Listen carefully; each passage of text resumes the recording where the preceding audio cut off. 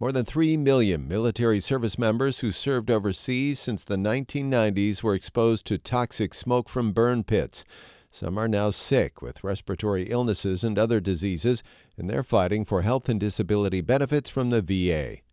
Desiree Diorio reports for WUNC's American Homefront Project.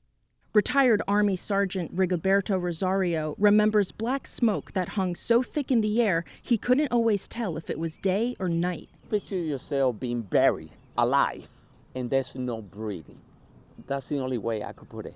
Darkness in the daytime. Rosario served in Kuwait, Saudi Arabia, and Afghanistan, next to burning oil fields, during sandstorms, and near burn pits, giant outdoor holes in the ground where the military got rid of trash. Everything from plastic to electronics to human waste would get doused in jet fuel and incinerated.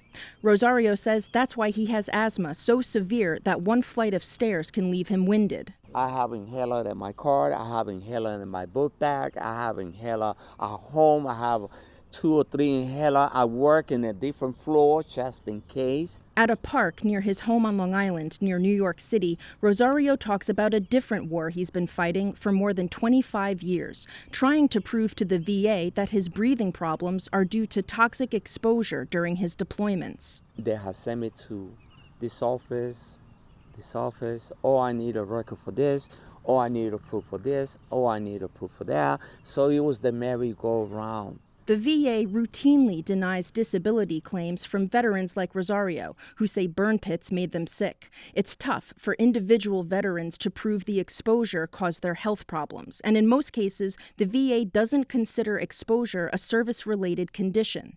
Veterans advocates say the government should automatically recognize burn pits and other toxic exposures as a health danger and should presumptively grant benefits to anyone who was exposed in the past and is sick now. Shane Learman is with the group Disabled American Veterans. Something needs to be done now because, as history has shown us, you wait too long, you're going to lose more veterans than you're ever going to cover. He notes that Vietnam War veterans had to wait decades before they received benefits for diseases linked to the defoliant Agent Orange. He's lobbying Congress to pass bipartisan legislation to make it easier for veterans to prove their illnesses are caused by what they breathed while they were deployed. Among those spearheading the effort is comedian-turned-activist Jon Stewart. For those that have fought and defended and served this country, for them to come home and have to fight against the very government that they volunteered to defend is immoral. The VA declined an interview request, but said officials would meet with Congress in the next few weeks to discuss burn pits. The VA has said there's not enough evidence to link long-term health problems to toxic exposures.